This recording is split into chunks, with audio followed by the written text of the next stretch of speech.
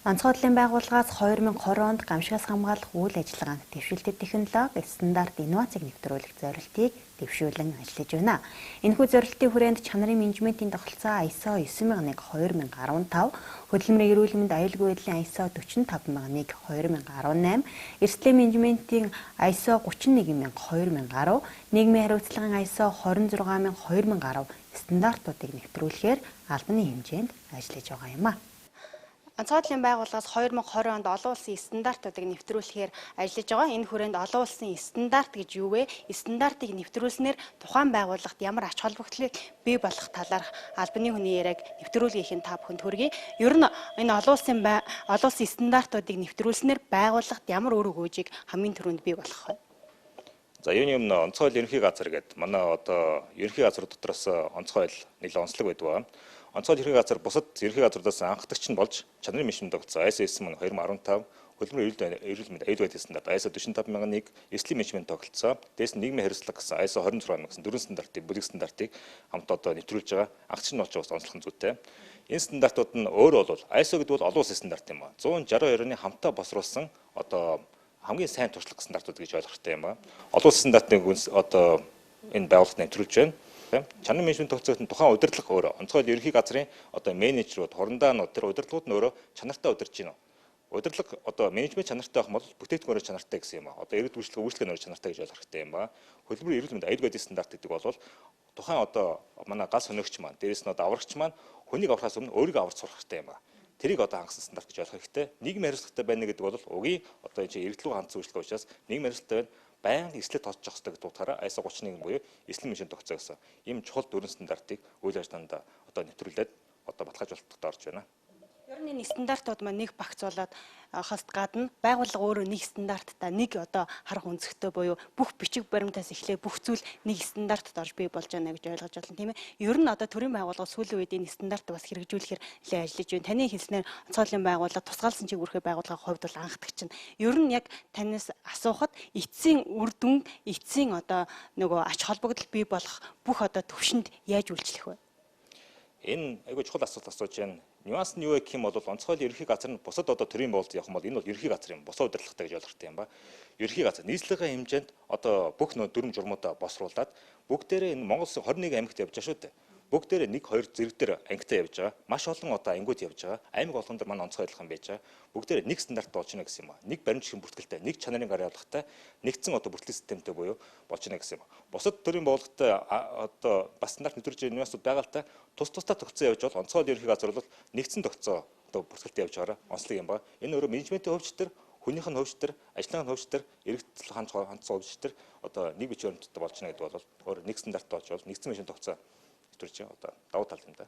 За онцгойлын байгууллага 2020 онд олон улсын стандартуудыг нэвтрүүлэх зорилтыг дэвшүүлэн бол ажиллаж байна. Энэ хүрээнд ажлын хэсэг байгуулагдаад олон улсын стандартуудыг нэвтрүүлэхээр ажиллаж байгаа шүү дээ. Ер нь одоо ажлын хэсэг байгуулагдсанаас хойш ямар арга хэмжээнүүдийг авч хэрэгжүүлж байна? За онцгойлын ерөнхий газраас 2020 онд дэвшүүлсэн зорилтын хүрээнд ISO 9001, ISO 45001 стандартыг хэрэгжүүлэх, нэвтрүүлэх үйл ажиллагааны одоо ажлын хэсэг гарын зохион байгуулж ажиллаж байна. За энэ ажлын хүрээнд бол төв орон нутгийн онцгой байдлын байгууллагууд газар хэлтсүүдийн хүрээнд бол дөрвөн ажлын хэсэг гэж орон нутагт гарч анхан шатных нь аудит үйл ажиллагаа явагдсан байгаа. За үүнтэй холбогдуулаад онцгой байдлын албанд энэ стандартыг хэрэгжүүлэхийн хүрээнд бол бид одоо орон нутагт одоо сургалт болон анхан шатны аудитыг зохион байгуулж ажилласан байгаа. За өнөөдрийн байдлаар бол одоо онцгой байдлын албанд одоо энэ ISO чанарын менежментийн тогтолцоог нэвтрүүлэх ажлын хүрээнд бол 35 аудиторыг бид нар бас дотоодоо бэлтгэсэн байгаа. За энэ дотоодоо бэлж байгаа аудитор маань бол одоо энэ ISO стандартыг нэвтрүүлэх үйл ажиллагааны хүрээнд бол одоо дотоод үйл ажиллагааныхаа чиглэлийг одоо энэ үйл ажиллагаа зохион байгуулалтын бүх үйл ажиллагаанд аудиторууд нь бол орж ажиллана. За энэ явсан үйл ажиллагаатай холбогдуулан онцгой байдлын ерөнхий газрын даргын зөвлөлийн хурлаар бид нар энэ ISO стандартыг хэрэгжилтийн талаар бас танилцуулга орж танилцуулсан байгаа. За өнөөдрийн байдлаар бол анхан шатны үйл ажиллагаа бол бүх төв орон нутгийн онцгой байдлын газар хэлтсүүдэд зохион байгуулж ажилласан. За бид үүнтэй холбогдуулаад дөрвөн журам босруулж мөн дээрээс нь ISO стандартын чанарын менежментийн тогтолцоог нэвтрүүлэх ажлын хүрээнд бол гарын явуулгуудыг бас бэлдэж төв орон нутгийн онцгой байдлын газар хэлцүүдэд хүргэгдсэн байгаа. За яг өнөөдрийн байдлаар бол бидний ажил бол 84.5% явагдаж байна.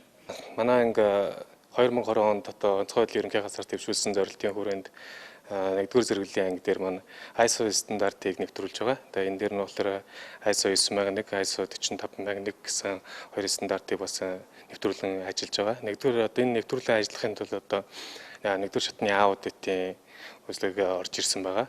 Тэгээд нэгдүгээр шатныхаа аудитын үзлэгт бид нар хамрагдаад тэрнийхээ хүрээнд сургалтуудаа аваад тэгээд бүх хууль дүрм стандарт бичиг баримтуудаа эмгэгцэгцлээд ингээ ажиллаж байгаа. Тэгээд цаашдаа мөн 2 дугаар шатныхаа аудитд бас мөн ингээ бэлтгээд ажиллаж байна.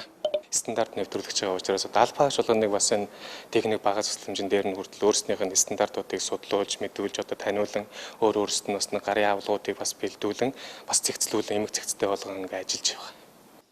За манай нийслэлийн аврах анги 150 албаагч таврагчд бол ISO стандартыг нэвтрүүлэх ажлын хүрээнд аврагч нарын өөрсдөө өдөр тутмын үйл ажиллагаанд аврах ажиллагаанд өмсдөг хөдөлмөр хамгааллын хуудас, хувийн хамгаалах хэрэгслийн чанар хүртээмжийг дэвшлүүлэх зорилгоор тийм албаагчдын дунд судалгаа явуулаад тэрний захиалгыг холбогдох дээшний байгууллагууд уламжилсан байна. Ерөнхийдөө бол манай ISO 45001 стандарт маань бол хөдөлмөрийн аюулгүй байдлын стандарт байгаа тийм ээ. Энэ стандарт нэвтэрснээр бол аврагчдын үйл ажиллагаа явуулах, өдөр тутмын үйл ажиллагаа дуудлагын дагуу үр гүйцэтгэх тийм чадамж дээшлэнэ. Өөрсдөө аюулгүй байдал бол нөхрийнхөө аюулгүй байдлыг хангах бас тийм нэг зорилгод нэг алхам орж байгаа маа гэж бидний зүгээс үзэж байгаа. Нийслэлийн аврах ангийн аврагчдын хувьд бол өдөр тутмын дасгал сургууль бас өөрсдийн нэг аврах ажиллагааны стандарт гэдэг юм нэг жилийн өмнө батлагдсан. Тэрний дагуу өөрсдийн бие бэлтраа тохион стандарттай зөх нийцүүлэх тийм алхмуудыг бол хийж байгаа. Энэ мал болгоод өөрсдийн бие дээрээс мөн дөрвийн хувцас хэрэгсэл өөрсдийн бие бэлдар мөн дээрээс нь алба үүрэг гүйцэтгэх үеийн сэтгэл зүй гэсэн тийм 3 үе шатгаар ажиллагааг бол 4 сарын хугацаанд зохион байгуулаад эхнээс үр дүнгээ өгöd явж байгаа. За нэгдүгээр шатны аудитын зөвлөгөөнд бол манай аврагчдын практик гэж ярьдаг тийм ээ. Үүрэг гүйцэтгэх аврах ажиллагаа явуулах чадвар чинь маш өндөр байдаг. Эрх зүйн баримт бичгүүд нь жоохон дутагдaltaй байсан. Нэгдүгээр шатны аудитор болон тэр эрх зүйн баримт бичгүүдийг тийм гүйцээх, боловсронгуй болгох, илүү тийм стандарт нийцүүлэх тийм үүргүүдийг бол өгөгдсөн. Тэрийг бол маш сайн биелсэн баха гэж бидний зүгээс болсон. Аврагч бидний хувьд бол албан тушаалын зэрэглэлийн тодорхойлолтын дагуу тэр эрх зүйн бичиг баримтууд бол ер нь бол нэлээдгүй стандартын дагуу яг тухайн тодорхойлолт заагдсан дагуу нэлээд их хэмжээний тийм эрх зүйн баримт бичиг бол бүрдүүлт юм. Тэрийг бол бүрдүүлсээ 2 дахь аудитор дээр нь ороход бол бэлэн босоо манай анги хувьд бол. За гамшигт хамгаалах сургалт арга зүйн төв нь 2016 он үйл ажиллагаагаа явуулсан байгаа. Тэгээ 2016 оноос хойш нийт 80 мянга гаруй ард иргэдийг манай сургалтын төв хүлээгээд авсан байгаа. За тэгэхээр бид нар энэ хугацаанд байгуулагдсанаас хойш энэ хугацаанд бид нар ямар дүгнэлтэнд хүрсэн бэ гэхээр сургалтанд хамрагдаж байгаа ард иргэд маань биднээс яг тухайн тэр мэдээллийг гамшигт хамгаалах анхан шатны мэдээллийг яг авч чадж гин үгүй юу гэдэг дээр бид нар анализ судалгаа бол хийгээгүй явж байгаа юм байлээ. Тэгэхээр энэ ISO стандартыг нэвтрүүлснээр бид нар огтох үйлчилгээний болон үйлчлүүлэгчийн сэтгэл ханамжийн судалгаа авах журам гэсэн тусдаа журам боловсруулж байгаа. За энэ журмыг боловсруулснаар бид нар ард иргэд маань гамшигт хамгаалах анхан шатны мэдлэгийг яг үнэхээр өөрсдийнхөө хэрэгцээнд зориулж авч чадж гин үгүй юу? Мөн энэ сургалтын орчин, мөн тухайн сургалтын техник хэрэгсэлж байдаг юм уу тийм иймэрхүү тал дээр бид нарт бас бидний үйл ажиллагаанд үнэлэлт өгнөлт өгөх зорилготой юм сэтгэл ханамжийн судалгаа байна. Энэхүү стандартыг нэвтрүүлснээр бид нар хамгийн гол нь сургалтын хөтөлбөр маань 5 үе шаттайгаар 5 насны ангилаар явагддаг гэсэн үг. Тэгэхээр бид нар яах ёстой вэ гэхээр хамгийн гол нь сургуулийн өмнөх боловсролын хүүхдүүд манайхаас юу авж гин. За ахлах дунд ангиуд ерөнхий боловсролын сургуулийн хүүхдүүд юу авч гин, тийм ямар мэдлэг авч гин. Мөн иргэд олон нийт маань ямар мэдлэг авч гин гэдэг дээр хамгийн нэгдүгürt анализ дүгнэлт хийх юм. За тэгэхээр шатандаа бид нар ямар мэдлэг боловсролыг ард иргэдтэй олгох ёстой юм бэ? Мөн тэдний хэрэгцээ юу байгаа юм бэ гэдэг дээр бид нар хамгийн гол нь ажиллах юм. Мөн сургагч багш нарын заах арга зүйг тал дээр бид нар бас илүү сайжруулалт хийх боломжтой гэсэн үг. 2 буюу түүнээс дээш стандартууд нэг зэрэг байгууллага дээр нэвтрэхээр энэ нь нэгдсэн менежментийн тогтолцоо болж хувирж байгаа. За ингээд нэгдсэн менежментийн тогтолцоонд шилжснээр бид бүхэн дотоод аудиторыг бэлдэх ёстой байдаг. Ингээд үүний хүрээнд бид сая онцгой байдлын байгууллага дээр 30-аад одоо ийм дотоод аудиторд бэлтгэгдсэн байгаа. За эдгээр аудиторд маань одоо ямар үүрэгтэй байх вэ гэхээр за энэ стандартууд маань өөрсдөө энэ олон улсын жишг дээр дандаа сайн туршлагуудыг хуваалцаж тэр сайн туршлага дээр байгууллагын үйл ажиллагаа байнга сайжирч идэг ийм одоо зүйл байгаа. Тэгэхээр энэ дээр тэр стандартыг одоо ингээд байнга сайжруулахын тулд бид бүхэн одоо PDCA гэдэг төлөвлөл хийж хэрэгжүүл за түүнийгээ шалга за тэгээд арга хэмжээ ав гэдэг энэ одоо зарчмын дагуу бид нар одоо энэ аудиторуудыг бэлтгэснээрээ тэр хяналт шалгалтыг явуулж тэгээд энэ хяналт шалгалтыг явуулж байгаа аудиторууд маань яг байгууллага дээр байгаа одоо ямар одоо асуудлууд байна. Тэр асуудлуудыг яаж сайжруулах вэ? Тэгээд энэ гол гараад байгаа эрсдэл маань юу байна те? Энэ бүхнийг одоо цааш нь одоо төлөвлөж хийж хэрэгжүүлэхэд одоо ингээд голлон үр гүйцэтгэх чухал ажил багталтан байгаа. Олон улсын стандартуудыг нэвтрүүлэхийн тулд баталгаажуулалтын аудитыг хийгддэг тийм ээ. Нэгдүгээр болон хоёрдугаар шатны эхний нэгдүгээр шатны аудит бол онцгой байдлын байгууллагын хэмжээнд одоо хийгдсэн байгаа. Ер нь энэ нэгдүгээр шатны аудит дээр одоо ямар шалгалтуудыг хийд юм бэ? За энэ олон улсын стандартын байгууллагын зөвлөмжийн дагуу аль ч одоо баталгаажуулалтын анхдагч аудит 1, 2 дугаар шат гэсэн 2 үе шаттай байдаг. Онцгой байдлын ерөнхий газар болон салбар одоо анги нэгтгэлүүдээс гаргасан одоо хүсэлтийн дагуу онцгой байдлын ерөнхий газрын нийслэлийн одоо анги нэгтгэлүүд мөн одоо дөрвөн бүсийн гол одоо ангиуд дээр бол анхдагч баталгаажуулалтын 1-р үе шатны аудитыг хийсэн байгаа. За энэ аудитын үр дүнд илэрсэн үйл тохирол болон одоо анхаарах хэсэг сайжруулах боломжуудыг бол бид нэр аудитын үр дүнгээр бол аудитд хамрагдсан бүх газруудад бол өгсөн байгаа. За одоо энэ маань бол бид нар одоо 2 сар хүртэл хугацаагаар залруулах юм хугацаа өгдөг. За тэгээд энэ хугацаанд тухайн одоо аж ахуйн нэгж байгууллага үйл тохирол болон одоо бусад зүйлээ залруулад 2 дахь шатны аудитд бэлэн гэх юм бол бид нар 2 дахь шатны аудитыг хийгээд за энэний үр дүнд бол түрүүний өгсөн одоо үйл тохирол бусад зүйлүүд бүгдээрээ одоо залруулад сайжирсан байх юм бол бид нар одоо баталгаажуулалтын үр дүнг одоо үндэслэн баталгаажуулалтын гэрчилгээ олгох асуудлыг бол шийдвэрлэдэг. За цаашлаад бид нар 2 дугаар шатны аудитыг бол 6 сарын 8-наас 10-ны хооронд бас зохион байгуулж ажиллана.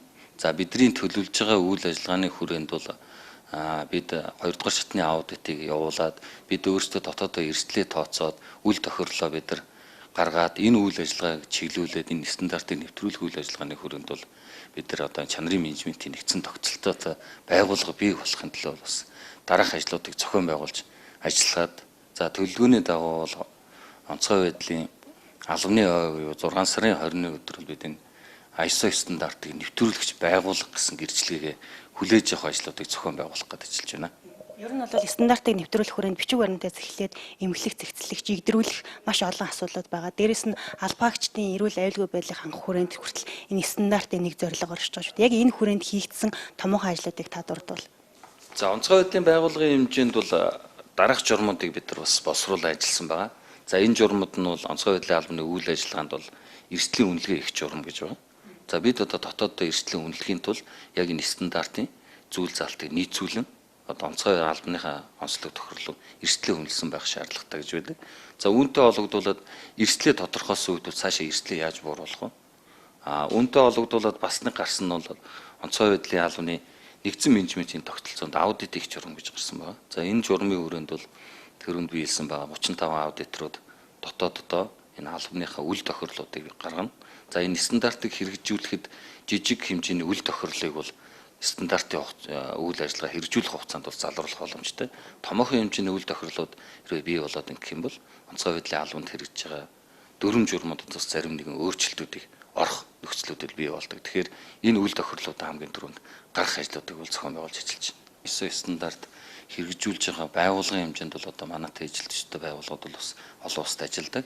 За Монгол улсын хэмжээнд бол онцгой байдлын алба маань бол яг албаныхаа хэмжээнд энэ ISO олон улсын стандартыг нэвтрүүлж байгаа бол хангалтгч байгууллага гэдэг байдлаараа бол бид энэ стандартын үйл ажиллагаа нэвтрүүлэхэд бол яг энэ онцгой байдлын албаны үйл ажиллагааны чиглэл одоо иргэд үйлчлэх үйлчилгээ дээрээс нь одоо төрийн үйлчлэгийг иргэд ойртох болгохын тулд одоо хөдөлмөрийн аюулгүй байдал, өөрсдөө аюулгүй байдлыг хамгаалж иргэдэд аюулгүй байдлыг хангадаг учраас бид эхний ээлжинд өөрсдөө аюулгүй байдал цаашлаад чанарын менежментийн тогтолцоог энэ тухайн онцгой байдлын байгууллаганд нэвтрүүлэх үйл ажиллагаа бол явагдана. Онцгой байдлын байгууллагаас 2017 онд хүнсний нөөцийн салбар, 2018 онд Улаанбаатар хот дахь шатхууны болон улсын нөөцийн объект номер 3, 2019 онд гамшиг судлалын хүрээлэн тус олон улсын чанарын менежментийн тогтолцоо ISO 9000 стандартыг нэвтрүүлсэн юм а. Онцгой байдлын байгууллагаас 2020 онд дэвшүүлсэн зорилтын хүрээнд олон улсын стандартуудыг нэвтрүүлэхээр ажиллаж байгаа талаарх сурвалжилгыг бэлтгэн та бүхэнд хүргэлээ. Ингэснээр онцгой байдлын байгууллага нь албаны хэмжээнд олон улсын стандартыг нэвтрүүлсэн тусгаалсан чиг үүрэг байгууллагуудаас анхдагч болж байгаагаараа онцлог юм а.